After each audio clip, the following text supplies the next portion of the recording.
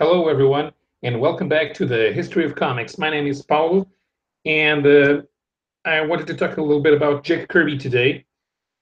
I remember the first story I read about Jack Kirby with art by Jack Kirby. I read it when I was little. They were running a filler basically with old Tales of Suspense stories from Captain America, and it was the end of the Darkmoor Castle saga, which was the last story that was published in Tales of Suspense that featured Captain America in World War II, and it had layouts by Kirby with full pencils by George Tuska. And I remember how energetic those panels were. Even if Kirby wasn't doing full pencils, you could tell that he was really bringing forth all the action should be. The typical Kirby poses and the speed lines. You could read that into the story. And I was about five or six. And although the main story in that magazine had art by Mike Zeck, I really enjoyed that Kirby story.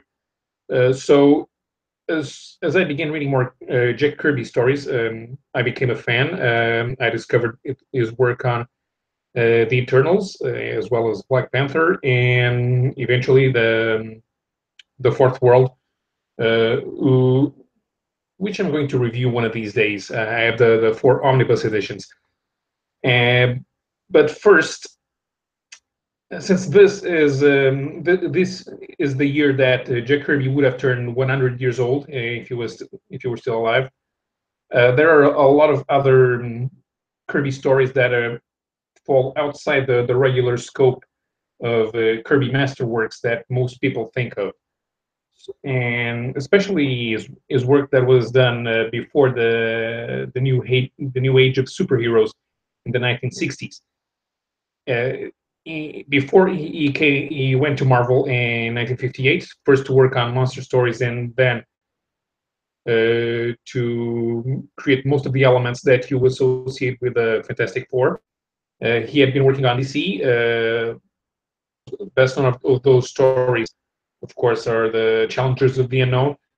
But he also had a short run working on a superhero, which is Private Strong Stories on Archie Comics, marked his return to superheroes after being on a Private Strong, I mean, on the fly. Mark Kirby's return to superheroes after nearly what? Well, not 5 years. He had been working on Fighting American in 1954. So he worked on a character that few people would associate with Kirby, which was the Green Arrow. A few years ago, DC launched this little one shot. See, small spine here, like 76 pages. This little one shot with all of Kirby's stories that were published in Adventure Comics and World's Finest Comics, two anthologies that had several permanent characters, but they were only published in short stories. And they gave Kirby the Green Arrow assignment. The the Green Arrow is one of those golden age superheroes that survived the the end of the heroic age of the golden age, alongside Aquaman, and they they're mostly fillers in the back pages. The stories would be practically the same every issue, not very invented, 5 or 6 pages, but Green Arrow was still there. He had switched from more fun comics to adventure comics in the like 1950s alongside Aquaman. And one day they had Kirby, oh, let's get this guy to draw some stories, whatever. And this is pretty good. It kind of got away from what you typically think of DC's Silver Age. There are a lot of bizarre science fiction elements here that fit very well with what Kirby ended up doing at Marvel when he was cast out of DC in 1958. The stories were all published in 56 and 57, from 56 to 59, I think. Yeah, I think those stories that were published in World's, yeah, the first story 58, 59, all right. He was starting doing work at Marvel in 15, in '58, but they probably still have those stories. And now the first issue is pretty normal. The Green Arrows of the world is like the type of thing that you'd expect DC to do. They even gave Bill Finger credit on this one, although the Green Comics database doesn't bear it out. I think they put Ed Herron on or something. Ed Herron or Dave Wood. Those were the writers that were mostly associated with the strip. And this is pretty much a typical Silver Age DC story, nothing inventive here. And even Kirby's art here is far from perfect, especially because since he had not enough pages, he wasn't doing that many pages for DC every month, so he ended up inking so he could get the inking money, even though we didn't like it. And his wife Roz assisted in inking. You can see here that this is far from Kirby's best jobs. The style is recognizable, but the end product was not the best. Second story, the case of the superheroes. Still some silly DC fun. It has some aliens from the future, but that's not Kirby sci-fi. This is a typical DC sci-fi. So also not very inventive. They're basically a bunch of aliens from the future give Green Arrow a bunch of trick arrows that with abilities that he never had on his own arrows, and they're not exactly easy to control. Much better starting on the third story, 5 Clues to Danger. I think Kirby has some hints of plotting this one, because the action looks like something that Kirby was in charge of. He wasn't simply following a script. You can see from this paneling that it's made specifically for action. All the action going on. The Green Arrow and Speedy swoop into the empty warehouse where all the bad guys are hiding, and proceed to thrash them. And there's a lot of Silver Age type machines around here. Another panel over here that takes up what would usually be a 6-panel grid. But the fourth story was definitely a Kirby-driven story. This is called The Mystery of the Giant Arrows, and it was surprisingly a 2-part story, which was not normal at DC at the time. And from what the preamble tells us at the beginning of this one-shot, this made the DC higher-ups really mad, because that's not how they're used to telling stories. It's one story, begins here, it ends by the end of the story, 5 or 6 pages. It doesn't matter. It would never matter if it was 13. And this kind of looks like the type of stuff you would be doing at Marvel with science fiction anthologies, with the Arrow in space and everybody in the street looking up to the events going on. And the giant arrow from space may sound silly, but it wouldn't have been out of place at a Tales of Suspense or a Tales to Astonish. And you can see here the character's body language. Kirby was in charge before somebody else wrote the dialogue. Also here, Speedy swooping into action. Nobody was telling Kirby what to draw here.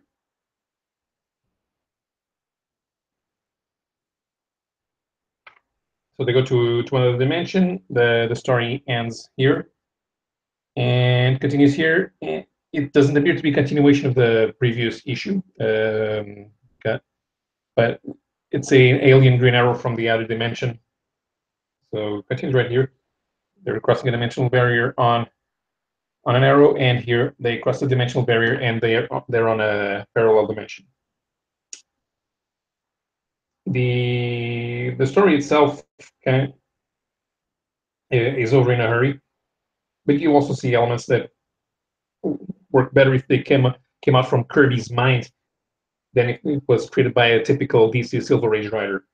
The the DC Silver Age writers were very strict and very formulaic, and that's mainly the reason why Marvel ended up going over them with Stan Lee's dialogues, and even the lack of planning led to that creative chaos with Stan Lee's dialogues and Ditko and Kirby providing the artwork that they decided themselves all the pacing. So and you can see some of that here with characters swooping into action once more. This is what this Green Arrow series was all about. It was action. Green Arrow had no defining characteristics whatsoever. It was like Batman, but instead of being a bat, it was Robin Hood. He had an arrow car. He had the gimmicks that he used as weaponry, and he had the sidekick instead of Robin. He had Speed.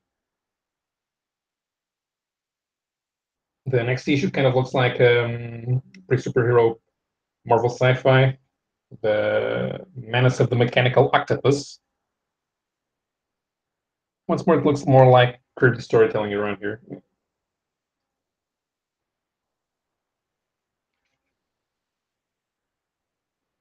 And you have constant action as typical of Kirby. And I think by this time, they at DC they probably would not have liked what Kirby was doing, even if it was better. The thing is, nobody was going to buy Adventure Comics because of Green Arrow, because he was in the back pages, and this was mainly a Superboy title. So Superboy would always be on the cover, and Kirby was not in charge of it. And out there, this whatever it was tried to make a back feature interesting, but it was, and you can see that this was probably the best art of the best art of the bunch. This was amazing.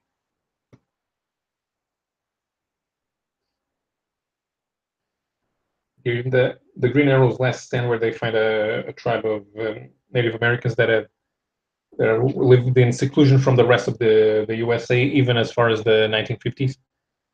That was the premise for this story.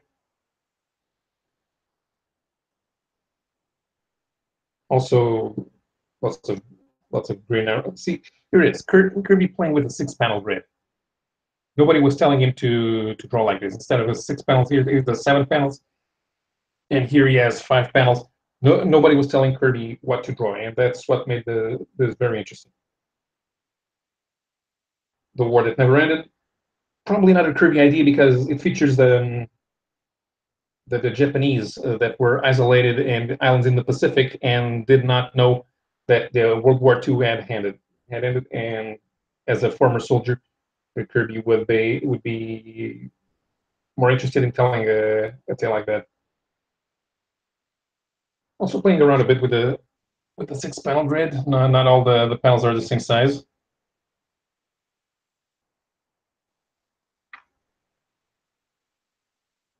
Arrow being fired. Kirby knew what to draw.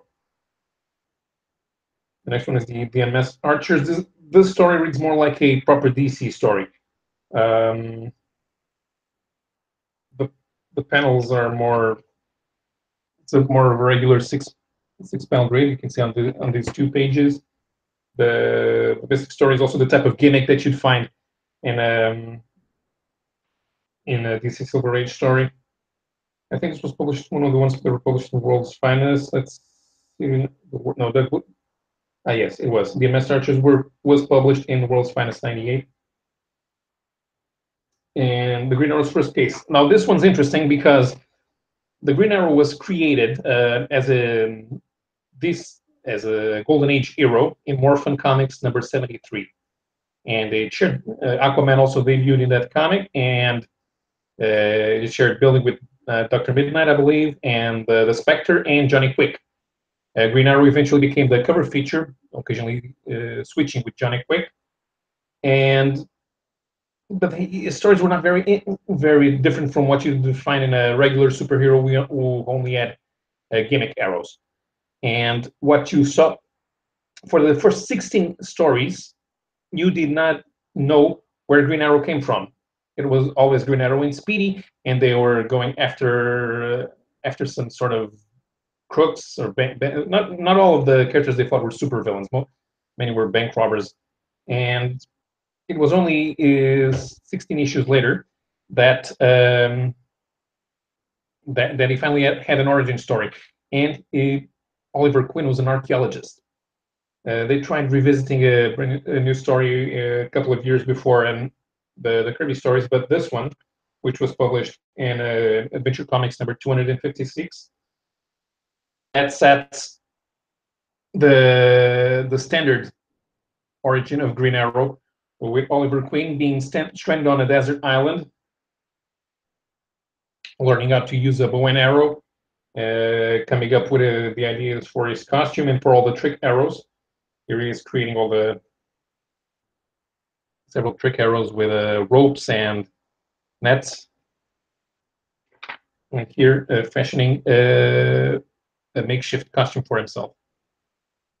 And this is the story that counts. This is what's considered the origin of the Silver Age Green Arrow. There's no separation between Golden Age and Silver Age that you can pinpoint with most of the heroes that did not stop being published. That even Batman's yellow circle with the bat symbol does not mark Batman Silver Age, because the regular design Batman was already a member of the Justice League, so he was part of the Silver Age. And while you cannot pinpoint exactly when the characters switch, you can claim that it's the Kirby stories here that make the switch for Green Arrow. But this origin story seals it for everything that comes after as being the Green Arrow that will appear in the Justice League of America. Fortunately, this was the penultimate story that Kirby did. This was the last one. Crimes Under Glass, more of a weird science story. Probably also Kirby on the plots. There's a plays with the grid layout.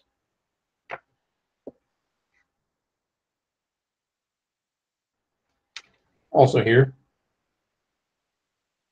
And that was it for Kirby and Green Arrow. He did 11 stories that were published across 2 anthologies, and then he was considered persona non grata. One of the people that lobbied for Kirby to be fired was, I believe, Whitney Ellsworth. No, Mort Weisinger. Mort Weisinger, who had created the Green Arrow, and he wanted his character to be like always, like it had always been. But I think if it hadn't been for Kirby stories, the Green Arrow would have trundled along in the back pages of Adventure Comics. Maybe it would have been replaced by something else. And if he hadn't called attention at an editorial level to what he was doing, the Green Arrow would not have become the first recruit of the Justice League of America. And he would have probably been, if not, I won't say forgotten, because as soon as people like Roy Thomas came into the industry, every obscure character that was published in the Golden Age got resurrected. But they finally made the Green Arrow an important superhero because of the work that Kirby was doing. So while the DC editorial staff might have hated what Kirby was working on here, they paid attention. They brought him to the forefront of the new DC universe. They even put him on one of the big leagues, because unlike several other heroes that the Arrow shared billing with in More Fun, he was never a member of the Justice Society. He had been only a member of the B team, the Seven Soldiers of Victory. So the reason that Green Arrow is now a permanent member of the Justice League of America, that he has his own TV series, that he's well known with mainstream audiences, is all because Jack Kirby did these 11 short stories, which are 5 or 6 pages each, and have quick resolutions and tread the same ground in certain aspects, but they made creators care about working on Green Arrow. So if you are a fan of Green Arrow, you must pay homage to what Jack Kirby did. And now that Kirby would have been 100 years old, we have to remember not only about the characters that he created at Marvel, which is considered his best work ever, but also all the little things that he was working on. At this time, he was working on DC, on the Green Arrow and the Challengers of the Unknown, and at Archie was working on The Fly, and at Marvel, he had worked before the Atlas implosion. He had worked on the Yellow Claw. He didn't create the character. He took over from issue number 2, but also on the Western feature, the Black Rider. And people usually think of Kirby in terms of his work either in the 40s with Joe Simon, or in the 60s with Stan Lee, and then in the 70s on his own. But the 50s have a lot of material that need to be brought to the forefront. And this Green Arrow one shot, this was published a few years ago, 2001. I bought it a couple of years later, and I'm not sure if you can still find it in comic shops. It's not very expensive. It costs $6 at a time. So if you can find it, it's 76 pages of pure Kirby goodness and an interesting point on the history of American comics. So that said, I hope you enjoyed finding out or remembering the original Green Arrow stories from the DC's Silver Age, and I'll probably do a few more things with Green Arrow, but probably not right now. I don't know exactly what I'm going to do next week, but stay in touch. There will be more history of comics goodness, and until then, keep reading old comics.